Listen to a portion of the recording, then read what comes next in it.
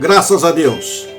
Eu cumprimento a todos com a paz de nosso Senhor e Salvador Jesus Cristo. Meus irmãos, é uma alegria muito grande poder estar aqui nesta tarde para juntos compartilharmos da Palavra de Deus. A lição número 13 tem por título: Voltados os olhos para a bendita esperança. Esta é a última lição do nosso trimestre e o nosso texto áureo está registrado na carta de Paulo a Tito, capítulo 2 e versículo 13, que nos diz: aguardando a bem-aventurada esperança e o aparecimento da glória do grande Deus e nosso Senhor Jesus Cristo. A verdade prática está aqui registrada em nossa revista e nos diz: a nossa esperança é algo vívido e real. Não se baseia em utopia e nem em imaginação humana, mas em fatos revelados na Palavra de Deus e confirmados pela história. A leitura bíblica em classe está registrada no livro Atos dos Apóstolos, capítulo de número 1, versículos 6 até o 11. Leiamos. Aqueles, pois, que se haviam reunido, perguntaram-lhe, dizendo: Senhor, restaurarás tu neste tempo o reino a Israel? E disse-lhes: não vos pertence saber os tempos ou as estações que o Pai estabeleceu pelo seu próprio poder. Mas recebereis a virtude do Espírito Santo, que há de vir sobre vós, e ser-me-eis testemunhas, tanto em Jerusalém, como em toda a Judéia e Samaria, e até aos confins da terra. E quando dizia isto, vendo eles, foi elevado às alturas, e uma nuvem o recebeu, ocultando-os a seus olhos. E estando com os olhos fitos no céu, enquanto ele subia, eis que junto deles se puseram dois varões vestidos de branco, os quais lhes disseram: varões galileus, por que estáis olhando para o céu? Esse Jesus, que dentre vós foi recebido em cima no céu, há de vir assim como para o céu o vistes ir. Palavra do Senhor. O objetivo geral da nossa lição é voltar os olhos para a bendita esperança. Então, o objetivo geral, voltar os olhos para a bendita esperança. Vamos trilhar as nossas palavras, as nossas ideias dentro desta vertente, dentro dessas palavras, bendita esperança. Então vamos à introdução desta lição. Introdução. A expressão bendita esperança refere-se à segunda vinda de Cristo, que é a esperança da igreja desde que Jesus retornou ao céu. A presente lição pretende esclarecer quão breve será esse evento para que cada um mantenha a vigilância e a fidelidade. Meus irmãos, vamos aqui então frisar algumas palavras, tratar de algumas palavras. A palavra bendita esperança. Bendita significa que se abençoou, significa abençoado, significa afortunado, significa rico. Esperança é o ato de esperar aquilo que se deseja obter, aquilo que se espera. Uma coisa que eu digo para vocês, eu ouvi uma música outro dia, um casal, acho que Jefferson e Suelen, cantando. Eles cantavam uma música sobre o arrebatamento, uma música sobre a alegria de voltar para casa, de estar com o Senhor. E uma coisa que me chamou a atenção foi o que a cantora disse. Ela disse que para muitas pessoas a questão do arrebatamento causa ou medo ou alegria.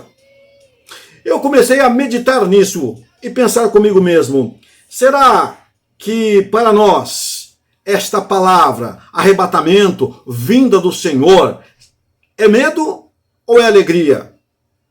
Façamos então, meus irmãos, uma análise com muito critério em nossa mente, em nosso coração, do que isto significa para nós. Nos traz medo ou nos traz alegria? Nós sabemos que o Senhor breve virá. Tudo está se cumprindo. Na quarta-feira, nós temos um versículo para ler naquela leitura diária, Então, na quarta-feira, é Lucas 12:37. Se você leu, você sabe o que eu estou falando. Se não leu, já vou dividir com os irmãos.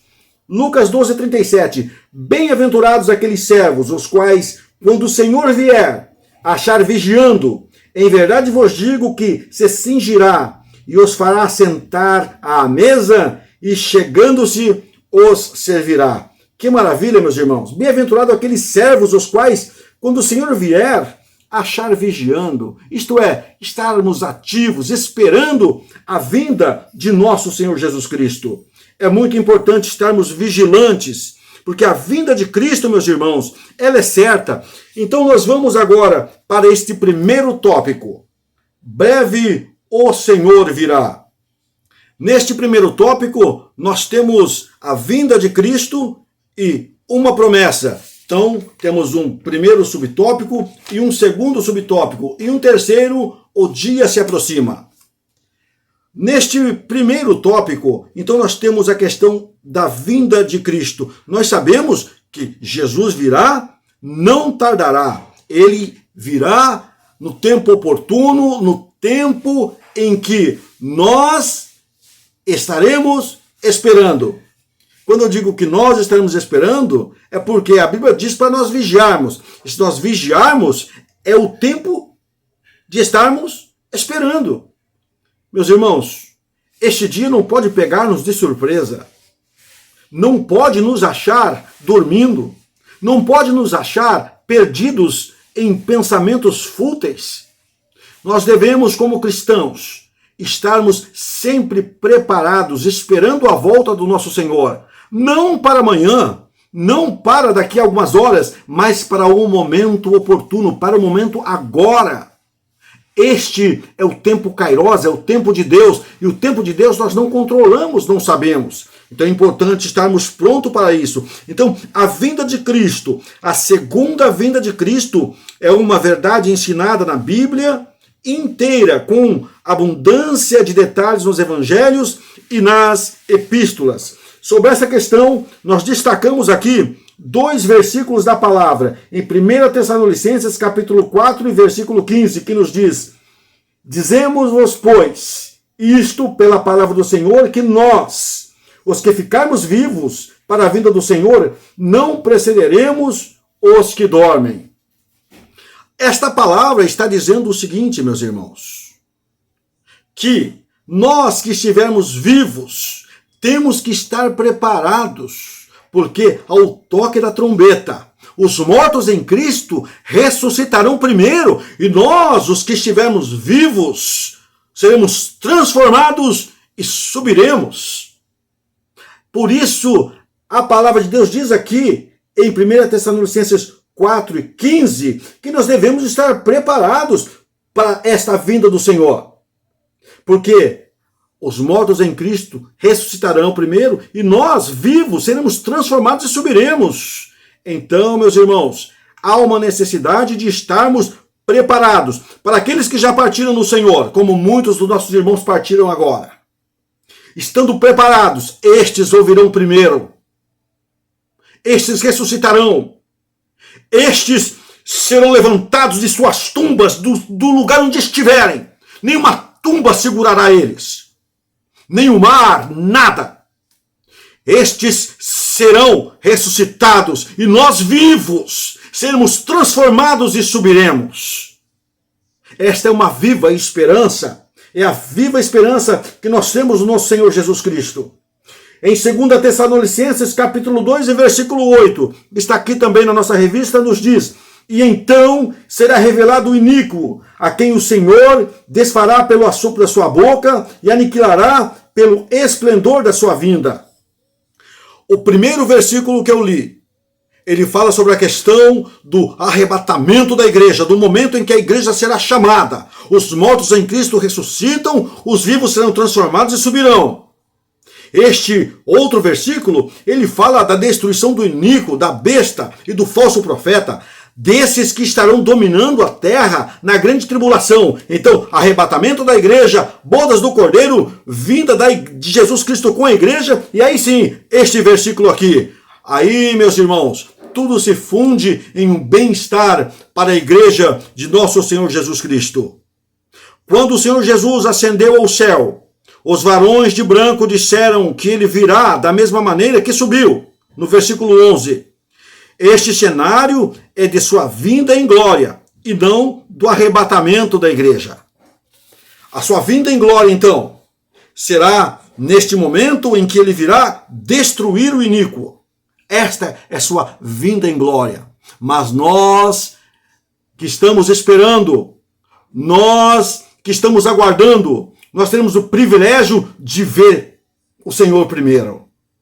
De ver o Senhor em glória primeiro. De encontrarmos ele em glória primeiro. E depois desse segundo estágio, aí sim, todo mundo o verá. O Israel o verá. O povo escolhido o verá. Mas nós já teremos visto o Senhor primeiro. Eu creio nisso, meus irmãos, e você também deve crer, pois nós esperamos com alegria o dia da vinda de nosso Senhor Jesus Cristo. Uma promessa de Jesus.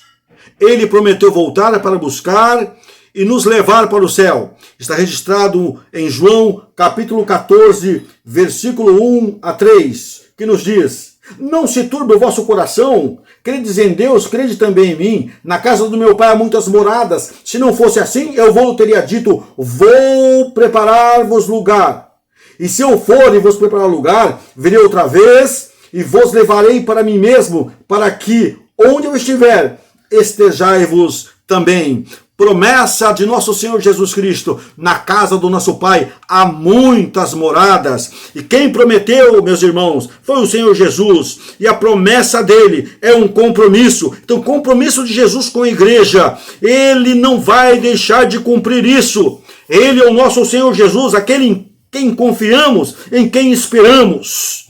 Agora, meus irmãos, como nós o esperamos? Como nós o aguardamos? Ele prometeu voltar. Ele prometeu que nos levará para o céu.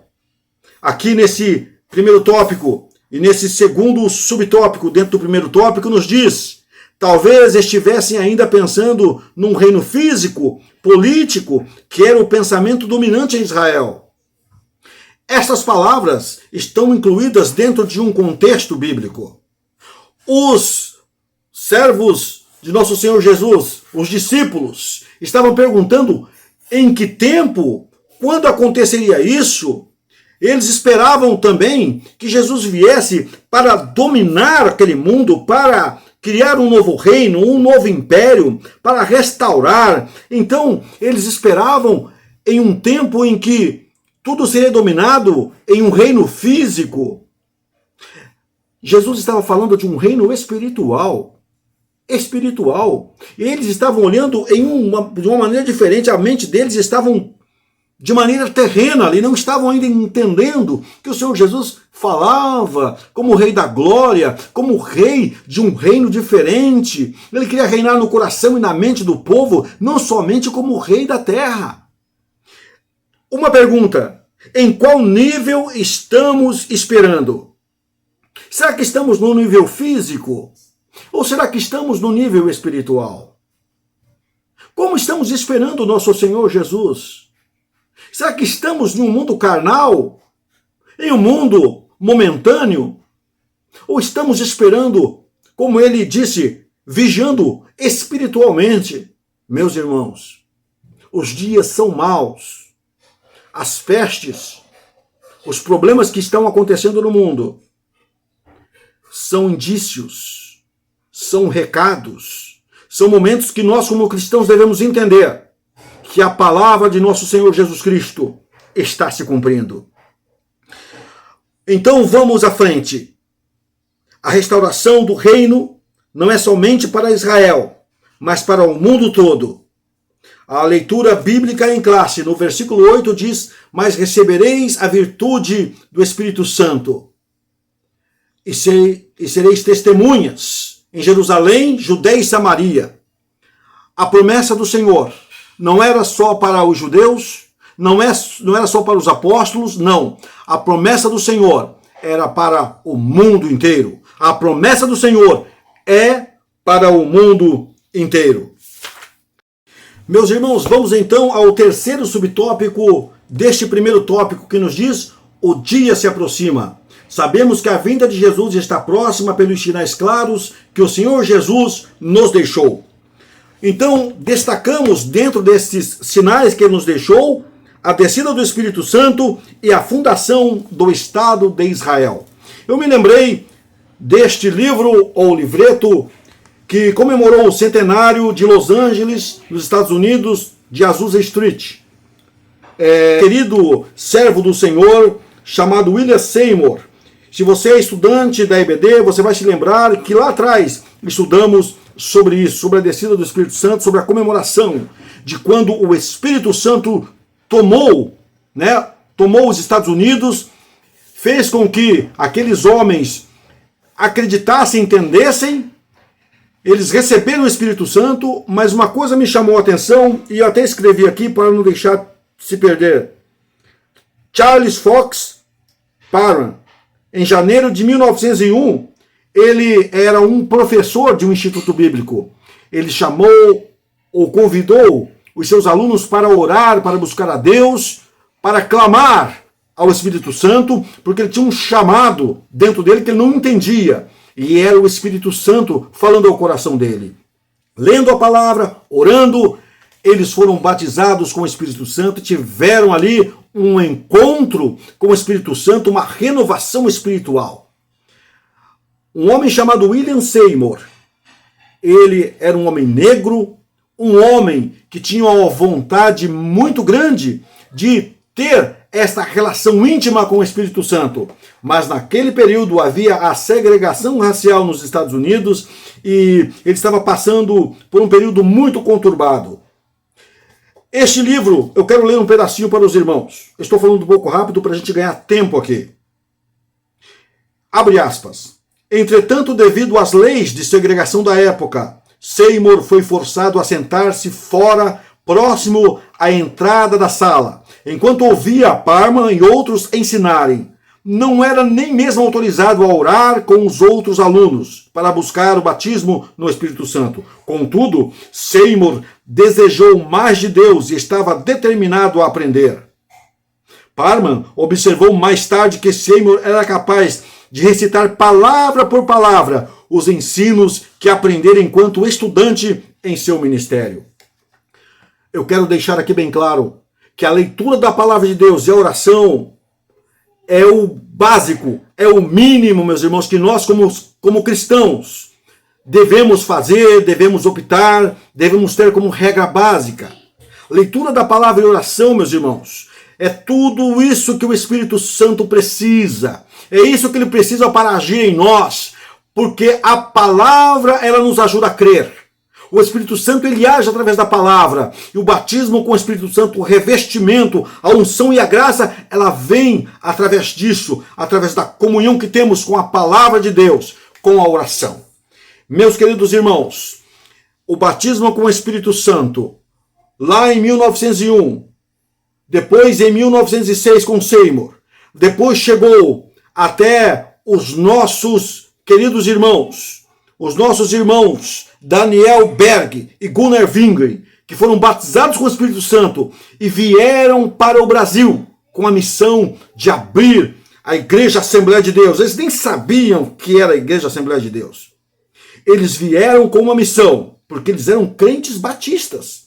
Vieram com uma missão, batizados no Espírito Santo, trazer uma palavra de ânimo, trazer uma palavra de verdade, trazer uma palavra de unção para o povo brasileiro. E nós somos gratos a estes irmãos desbravadores que vieram munidos da graça, munidos da palavra, preenchidos com o Espírito Santo, vieram trazer a palavra da verdade a este território brasileiro.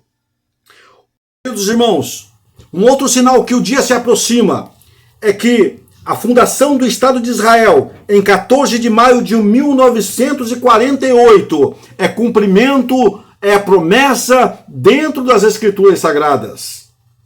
A palavra de Deus diz em Lucas, capítulo 21, versículo 29 a 31, e disse-lhes uma parábola: olhai para a figueira e para todas as árvores. quando já começam a brotar, vós sabeis que vós mesmos, vendo-as, que perto já está o verão.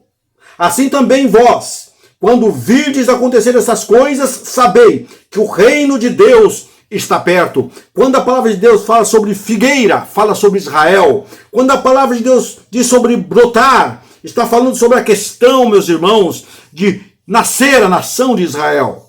E esta palavra se cumpriu em 1948, como eu já disse. Em 1948, no dia 14 de maio, a criação do Estado de Israel. Então, esta foi a restauração nacional.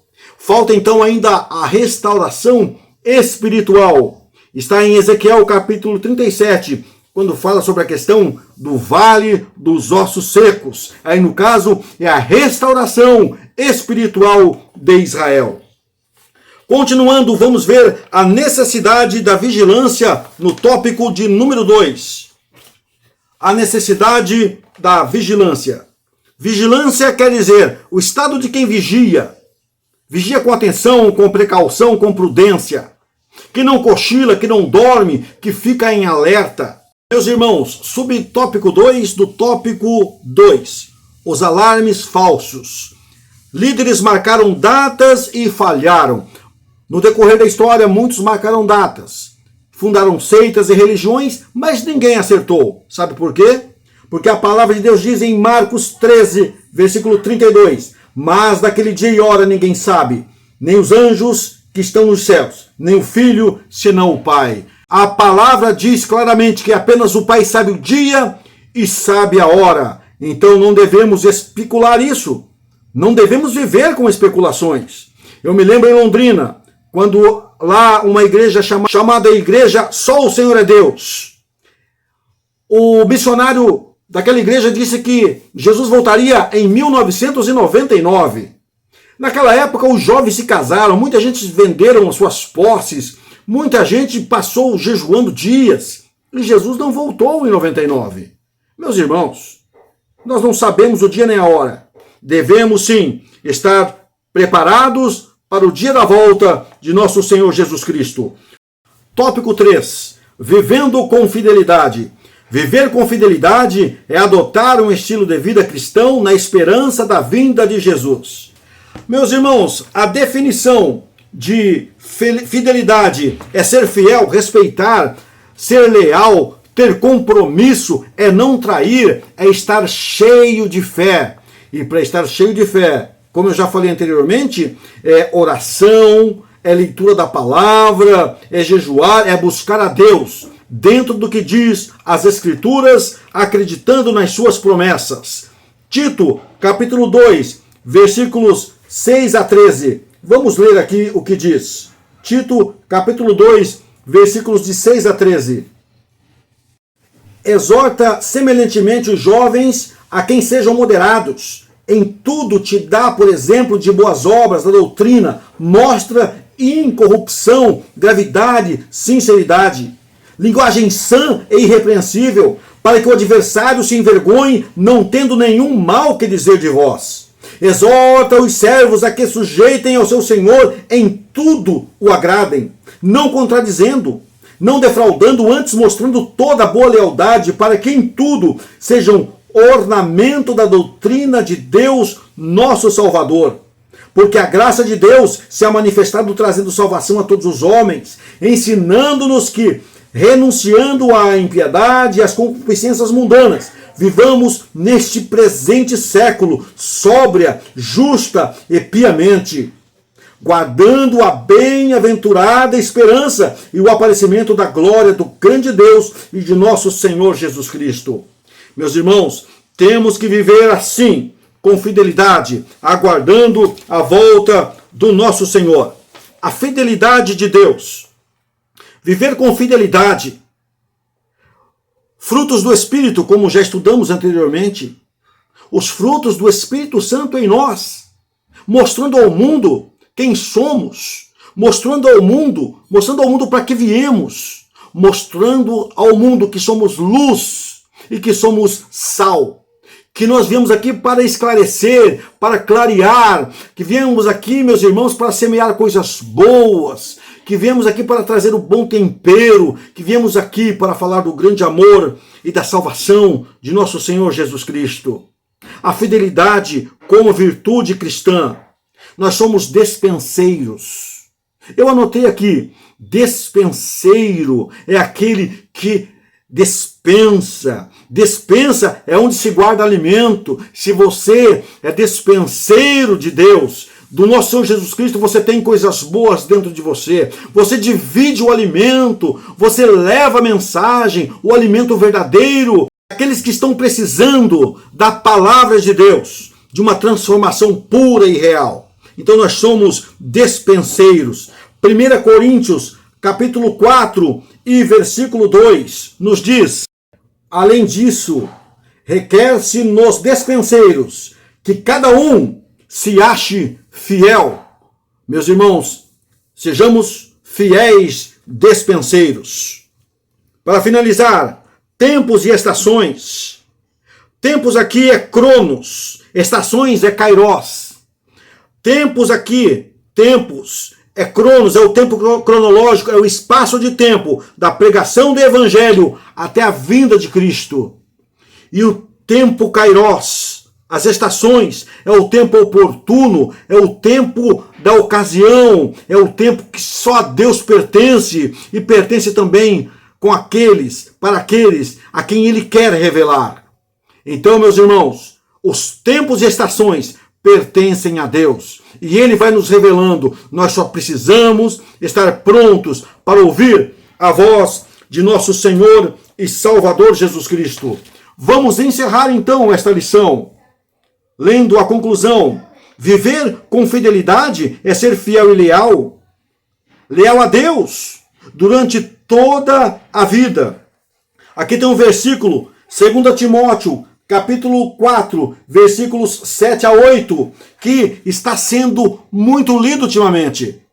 Todos os posts de internet, nas redes sociais, muitos irmãos partindo para Cristo, e ali eles colocam: combati o bom combate, acabei a carreira, guardei a fé, desde agora a coroa da justiça me está guardada, a qual o Senhor justo juiz me dará naquele dia, e não somente a mim, mas também a todos os que amarem a sua vinda. Meus queridos irmãos, este versículo cabe para aqueles que já partiram, para aqueles que conseguiram vencer, para aqueles que estavam preparados e partiram na esperança da redenção, na esperança do grande dia da volta de nosso Senhor Jesus. Mas eu quero encerrar ainda com um versículo que está em Atos capítulo 1, versículo 11. Os quais lhe disseram: varões galileus, por que estáis olhando para o céu?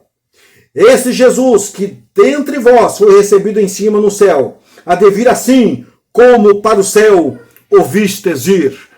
Este versículo cabe, meus irmãos, a nós hoje que estamos vivos, ou aqueles que estarão vivos na volta de nosso Senhor Jesus Cristo. Os mortos em Cristo ressuscitarão primeiro, e os que estiverem vivos serão transformados e subirão a encontrar com o Senhor Jesus nos ares. Aguardamos com ansiedade, meu Senhor Jesus, a sua volta. Te louvamos pela tua misericórdia e pedimos, Senhor, que nos guarde para que possamos estar preparados para a sua volta. Que o Senhor possa nos guardar e que as nossas vestes estejam brancas, que a nossa mente esteja preparada e que o Senhor encontre esta igreja preparada, esta igreja redimida, porque, Senhor, para isto estamos aqui, pregando o Evangelho, para que o Senhor venha buscar a sua noiva e que esta noiva esteja pronta na sua volta. Um forte abraço a todos, que o Senhor Jesus Cristo, que o Espírito Santo fale melhor ao seu coração. Um forte abraço, fique na paz do Senhor.